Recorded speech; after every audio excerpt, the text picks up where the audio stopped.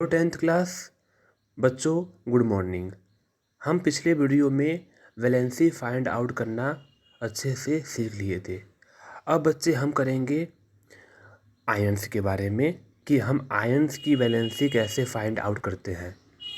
तो बच्चे, जब हम एटम की वैलेंसी की बात कर रहे थे तो वहाँ पे वैलेंसी का मतलब था कोई भी एटम अपने आउटर मोस्ट सेल में कितना इलेक्ट्रॉन गेन कर सकता है या कितना इलेक्ट्रॉन किसी दूसरे को लॉस कर सकता है, तो वो उसका वैलेंसी कहला रहा था।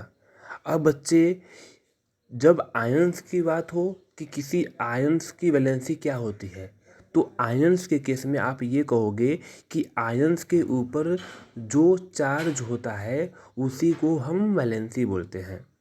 ठीक है बच्चे। तो एक्चुअली जो आयंस होता है ना बच्चे, आयंस क्या होता है पहले वो समझो। आयंस का मीनिंग होता है कि बच्चे, इलेक्ट्रॉन के लेने से या इलेक्ट्रॉन के देने से कंपाउंड के ऊपर चार्जेस जनरेट होते हैं, चार्जेस क्रिएट होते हैं, यानी चार्जेस बनते हैं। और उन्हीं चार्जेस के साथ जो हमारा सब्सटेंस बनता है उसे क्या बोलते हैं? आयंस बोलते हैं। ठीक है। और वैलेंसी की बात हो तो आप कहोगे कि आयंस की जो चार्ज होंगे वही उसकी वैलेंसी कहलाएगी। ठीक है। तो आओ हम अपना टॉपिक स्टार्ट करते हैं आयंस के बारे में। कुछ आयंस का नाम जानेंगे और उसकी वैलेंसी कितनी होती है, उसके ऊपर चार्ज कितना होता है वो समझेंगे, जो कि आपने ऑलरेडी 9th क्लास में chapter number 3 atoms and molecules में कर रखा है। हम उसे बस रिवाइज करेंगे ताकि चैप्टर नंबर 1 में कोई प्रॉब्लम ना हो। तो बच्चे, ये देखो, ये कुछ एग्जाम्पल हैं आयंस के। एग्जाम्पल क्या है? ये सारे सारे ही एग्जाम्पल हैं जो आपके 9th और 10th में यूज होते हैं। तो बच्चे, इसमें से भी कुछ ऐसे हैं जो आपको करने की ज़रूरत नहीं है। जो जो सबसे मेन है, इंपॉर्टेंट है, पहले वो करवाऊंगा। जो बाकी हैं वो करो चाहे ना करो, उससे कोई फ़र्क नहीं पड़ता। देखो बच्चे, जितने भी हैलोजन गैस होते हैं, जितने भी हैलोजन्स गैस होते हैं यानी हैलोजन एलिमेंट होते हैं, वो उनके ऊपर हमेशा -1 का चार्ज होता है। अब कौन कौन से हैलोजन होते हैं वो समझ लो बच्चे। Fluorine, chlorine, bromine, iodine, astatine, ये 5 ऐसे हैलोजन हैं, ऐसे एलिमेंट हैं जिनको हम बोलते हैं हैलोजन। क्यों बोलते हैं हैलोजन? एक्चुअली हैलोजन का मतलब इनके जैसे आउटर मोस्ट सेल में 7 इलेक्ट्रॉन होते हैं, 7 इलेक्ट्रॉन होते हैं आउटर मोस्ट सेल में।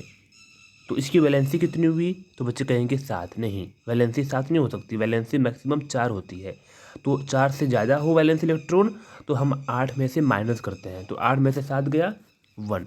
तो बच्चे, हैलोजन्स की वैलेंसी कितनी होती है? 1। और हैलोजन्स के ऊपर जो चार्ज होगा वो कितना होगा? वो भी 1 ही होगा। तो देखते हैं बच्चे, जैसे जितने भी हैलोजन होते हैं, जैसे क्लोराइड, ब्रोमाइड, ठीक है, और आयोडाइड इसमें नहीं दिया हुआ है, मैं आपको वैसे बता रहा हूँ। क्लोराइड, ब्रोमाइड, आयोडाइड, फ्लोराइड, इन चारों के ऊपर जो चार्ज होगा वो -1 का होगा। देखो, माइनस माइनस, ठीक है, माइनस। और बच्चे, जो चार्ज होगा वो इसकी वैलेंसी कहलाएगी। तो इसकी वैलेंसी देखो 1 है, 1 है। एक बात और, चार्ज चाहे पॉजिटिव में हो चाहे नेगेटिव में हो, जब वैलेंसी की बात हो तो वैलेंसी में हम सिर्फ नंबर लेते हैं, साइन से मतलब नहीं है। साइन चाहे माइनस हो चाहे प्लस हो, उससे मतलब नहीं। ठीक है। साइन की बात तब होगी जब मैं चार्ज की बात करूँगा, जब मैं आयंस को लिखूँगा, लेकिन जब वैलेंसी की बात होगी तो सिर्फ नंबर से मतलब है। चाहे वो -2 हो चाहे +2 हो, दोनों के केस में मैं 2 ही लिखूँगा। चाहे -3 हो चाहे +3 हो, दोनों के केस में मैं 3 ही लिखूँगा। तो बच्चे, आओ करते हैं दूसरे आयंस के बारे में। तो बच्चे, ये आपको क्लोराइड, ब्रोमाइड याद हो गया। अब देखो, अगला देखो, हाइड्रोक्साइड, वेरी इंपॉर्टेंट। इसको लिखते हैं हाइड्रो, हाई मीन्स हाइड्रोजन, और ऑक्साइड मतलब ऑक्सीजन। तो हाइड्रोक्साइड में 2 एलिमेंट होंगे, O और H, यानी ऑक्सीजन और हाइड्रोजन। तो बच्चे, इन दोनों के फॉर्मेशन में जो चार्ज होता है वो होता है -1। क्या होता है? -1। तो OH minus, OH minus, hydroxide का मतलब OH माइनस। इसकी वैलेंसी कितनी होगी, जो इसका चार्ज होगा, चार्ज कितना है, चार्ज है -1, तो वैलेंसी कितनी होगी, 1 होगी। यहाँ पे वैलेंसी -1 मत करना, मैंने आपसे बोला है कि वैलेंसी में हमें प्लस माइनस से मतलब नहीं है, हमें बस चार्ज का जो नंबर है उससे मतलब है, तो 1 हो गया। एसीटेट, हालांकि इतना इंपॉर्टेंट नहीं है, आपकी मर्जी है इसको करना नहीं तो मत करना। एसीटेट ये +1 में ज़्यादा इंपॉर्टेंट है। तो प्लस बच्चे, एसीटेट का मीनिंग होता है CH3COOH-। ये कहाँ से आया हुआ है, ये आया हुआ है एसिटिक एसिड से। एसिटिक एसिड क्या होता है, CH3COOH। जैसे हम इसको वाटर में डिजोल्व करेंगे तो 2 टुकड़ों में यानी आयंस में और कटायंस में डिवाइड हो जाएगा। तो जो इसका बच्चे अनाइन है वो क्या है, CH3COO-। तो इसके ऊपर चार्ज क्या है, -1 है, तो वैलेंसी कितनी होगी, 1 होगी। अब आगे बच्चे एसीटेट के बाद है nitrate, very very important, very very important है बच्चा, ये बहुत ही बार यूज होगा ये नाइट्रेट। नाइट्रेट क्या होता है, NO3-, चार्ज है -1 का, तो वैलेंसी भी क्या होगा, 1। नाइट्राइट, देखो बच्चे नाइट्राइट है तो नाइट्राइट में सिंपल ओनली नाइट्रोजन आएगा, क्या आएगा बच्चे, सॉरी नाइट्रोजन एंड ऑक्सीजन आएगा, लेकिन इसमें क्या है NO2-, तो इसका क्या बच्चे, इसका है 1 वैलेंसी। देखो कंफ्यूज मत होना, नाइट्रेट है और नाइट्राइट है, अभी देखना नाइट्राइट भी आने वाला है, तो इस पे बच्चे ध्यान देना। अब आ जाओ, ये क्या है बच्चे, बाईसल्फेट। बाईसल्फेट का मतलब HSO4-, इसकी वैलेंसी कितनी है, 1। ऐसे बाईसल्फाइड, तो देखो सल्फेट में SO4 था, सल्फाइड में क्या होगा, SO3, तो HSO3-, इसकी वैलेंसी क्या होगी बच्चे, 1 होगी। बाईकार्बोनेट HCO3-, इसकी वैलेंसी क्या होगी, 1 होगी। जिसके पहले बाई हो गया, बाईकार्बोनेट, बाईसल्फेट या बाईसल्फाइड, उनकी वैलेंसी हमेशा 1 होती है, ये ध्यान देना, ठीक है। ऑक्साइड, तो ऑक्साइड मतलब ऑक्सीजन, बच्चे ऑक्सीजन की वैलेंसी कितनी होती है, 2 होती है ना, तो वही इसका चार्ज होगा 2-, इसकी वैलेंसी कितनी होगी, 2 होगी। कार्बोनेट वेरी इंपॉर्टेंट बच्चे, लास्ट में मैं आपको ये भी बताऊंगा कि इसमें से कौन सा सबसे ज़्यादा इंपॉर्टेंट है, बस वो कर लेना, वो भी काफ़ी है, ठीक है, सारे करने की जरूरत नहीं है। कार्बोनेट क्या है, कार्बोनेट होता है CO3-, ध्यान देना CO3-, है, तो बच्चे CO3-, चार्ज क्या है, 2- है, तो वैलेंसी क्या होगी, 2। सल्फेट SO4-, तो इसकी वैलेंसी क्या होगी, 2 होगी। सल्फाइड SO3-, देखो यहाँ पर देखो, आपने देखा होगा बाईसल्फाइड या बाईसल्फेट, तो बाईसल्फाइड में क्या था, बाईसल्फाइड में था HSO3-, यहाँ पे क्या है, ओनली सल्फाइड है, तो सल्फाइड को देखो, बाई का मीनिंग होता है हाइड्रोजन, बाई का मतलब होता है हाइड्रोजन, तो यहाँ पे बाई नहीं लगा हुआ है, तो यहाँ से हम हाइड्रोजन निकाल देंगे, ओनली क्या है, सल्फाइड, तो ओनली लेंगे हम SO3-, तो इसकी वैलेंसी क्या है, 2। एक बात और, यहाँ पे बाई लग, देखो यहाँ पे बाई था, बाई सल्फाइड, तो इसकी वैलेंसी 1 हो गई थी, लेकिन यहाँ पे बाई नहीं है, बाई हट चुका है, तो अब इसकी वैलेंसी 2 हो गई है, तो इस पर ज़रा ध्यान देना, कन्फ्यूज मत होना बच्चे, अच्छे से इसको लिख कर 1-2 बार याद कर लोगे, आपको हमेशा याद रहेगा। सही बताऊँ, इसमें कोई ट्रिक्स की कोई ज़रूरत नहीं है, 1-2 बार बस लिख के देख लो, इसको एक बार 5 मिनट तक याद कर लो, पूरी ज़िंदगी याद रहेगी, दिमाग में बढ़ जाएगा अपने आप। ये सब चीज़ें बच्चे रट्टा रट्टा नहीं मारते कि हर दिन रट्टा मारो, नहीं, बस 1-2 बार याद कर लो, देख लो, बस अपने आप याद हो जाएगा। अब देखो बच्चे, अब क्या है ये, डाइक्रोमेट, ये मत करना, ये +1 के लिए ज़्यादा इंपॉर्टेंट है, इसमें कोई फ़ायदा नहीं है, मत करो इसको भी। हम बच्चे बस वो चीज़ करेंगे जो हमारे लिए भी थोड़ा हेल्प मिल सके चैप्टर में, ठीक है, सब कुछ बर्डन लेंगे कोई फ़ायदा नहीं है। अब देखो बच्चे, ये है नाइट्राइट, नाइट्राइट क्या है, N3-, बच्चे सॉरी, यहाँ पे एक गलती हुई है, गलती ये हुई है इनसे, इन्होंने मिस मिस प्रिंट कर दिया हुआ है, एक्चुअली नाइट्राइट नहीं आएगा, ये नाइट्राइड आएगा, क्या आएगा, नाइट्राइड, ये जहाँ से मैंने डाउनलोड किया है ना, उन्होंने गलती कर दिया हुआ है, ये आएगा नाइट्राइड, IDE। क्यों आएगा नाइट्राइट, देखो नाइट्राइट हमने ऑलरेडी कर रखा है, यहाँ पे नाइट्राइट ये होता है NO2-, ये क्या बच्चे, नाइट्राइड, नाइट्राइड में ओनली क्या रहेगा, N रहेगा, तो इसको मैं सही कर रहा हूँ ID, रुको बच्चे रुको, इसको आप करना आई डी, क्या करना, आई डी ई, आइड की जगह पे आइड आएगा, ठीक है। लास्ट क्या है, लास्ट है फॉस्फेट, तो बच्चे फॉस्फेट में क्या आएगा, PO4 3 PO4 3, इसकी वैलेंसी क्या होगी, 3 होगी। अब सुनो, इन आयन्स के बारे में कुछ बातें समझ लो जो आपको याद करने में हेल्प करेंगी।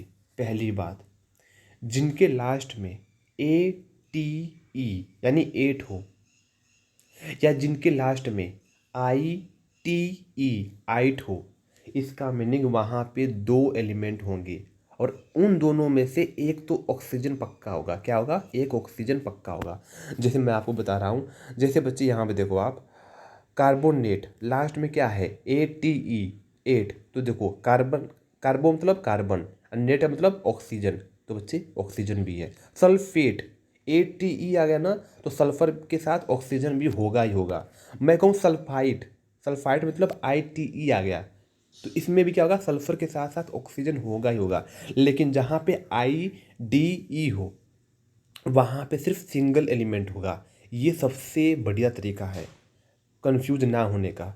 IDE वहाँ पे बस सिंगल आएगा। जैसे ऑक्साइड, तो ऑक्साइड में ओनली ऑक्सीजन आएगा, इसके साथ कुछ और नहीं आएगा। देखो ये नाइट्राइड गलती से लिखा हुआ है, यहाँ पे नाइट्राइड आएगा, तो नाइट्राइड में देखो ओनली नाइट्रोजन है, ओनली क्या है, नाइट्रोजन है। नाइट्रोजन के आउटर मोस्ट सेल में कितने इलेक्ट्रॉन होते हैं, 3 होते हैं। कैसे होते हैं, सॉरी 5 होते हैं, 5 होते हैं, 2 5, तो इसकी वैलेंसी कितनी होगी, 8 में से 5 गया 3, तो वैसे इसका जो वैलेंसी देखो N3-, तो इसका जो वैलेंसी होगा वो 3 होगा। मेरी बात समझे, तो ऐसे आप सोच सकते हो। बच्चों को कन्फ्यूजन ये होता है कि सर नाइट्रेट में नाइट्रोजन और ऑक्सीजन भी होता है, नाइट्राइट में नाइट्रोजन और ऑक्सीजन भी होता है, नाइट्राइड में ओनली नाइट्रोजन होता है, सल्फाइड में ओनली सल्फर होता है, सल्फेट में सल्फर के साथ साथ ऑक्सीजन भी होता है। इनको हम कैसे याद करें, कन्फ्यूजन होता है। तो बच्चे इसका सब सिंपल सा मीनिंग ये है, सिंपल सा ट्रिक्स ये है कि जिनके लास्ट में ATE यानी 8 हो या आइट हो, ITE, तो उसके साथ बच्चे ऑक्सीजन भी होगा, 2 एलिमेंट होंगे, एक तो वो खुद, एक ऑक्सीजन होगा। लेकिन जब IDE हो, आइड, तो वो सिंगल होगा। जैसे ऑक्साइड में ओनली ऑक्सीजन, सल्फाइड में ओनली सल्फर, नाइट्राइड में ओनली नाइट्रोजन। तो बच्चे इससे आप अपना काम आसान कर सकते हो। अब ये हम देखेंगे कि कौन कौन से हमें मोस्ट इम्पॉर्टेंट है। मोस्ट इम्पॉर्टेंट मतलब कौन कौन से ज़्यादा यूज होगा 10th क्लास में, बस वो करना है आपको। देखो कौन कौन से करना है आपको। एक तो बच्चे chloride, bromide, hydroxide. Hydroxide very very important, बहुत ही बार यूज होगा बच्चे ये। एसीटेट कोई ज़रूरत नहीं है, नाइट्रेट कर लेना बच्चे, नाइट्रेट वेरी इंपॉर्टेंट। नाइट्राइट कर लेना, कम है कर लेना इसको। जिस पे मैं मार कर रहा हूँ उसको मत छोड़ना बच्चे, उसको प्लीज़ उसको लिख लेना अच्छे से, रट्टा मारो चाहे कुछ भी करो, अच्छे से करना है इनको, बहुत बार यूज होंगे। बाईसल्फेट, बाईसल्फेट को हम हाइड्रोजन सल्फेट भी कह सकते हैं। बाई का मीनिंग होता है जहाँ पे BI लिख जाए, हालांकि बाई का मीनिंग 2 होता है, बट आयंस के केस में जहाँ पे बाई हो, by carbonate, by sulphate, by nitrate, तो वहाँ बच्चे बाई का मीनिंग होता है हाइड्रोजन। इसका दूसरा नाम भी है हाइड्रोजन सल्फेट। तो बच्चे ये इंपॉर्टेंट है, ये भी इंपॉर्टेंट है, बाई कार्बोनेट भी इंपॉर्टेंट है। Oxide very very important. Carbonate जो सबसे ज़्यादा इंपॉर्टेंट क्या है, सबसे ज़्यादा इंपॉर्टेंट है कार्बोनेट, नाइट्रेट, सल्फेट, हाइड्रोक्साइड। तो कार्बोनेट भी है, सल्फेट भी है, सल्फाइड इतना खास नहीं है, कर लेना इसको भी। डाइक्रोमेट रहने दो, नाइट्राइड कर लो। एक्चुअली नाइट्राइड है, क्या है ये, नाइट्राइड है। फॉस्फेट भी इंपॉर्टेंट है।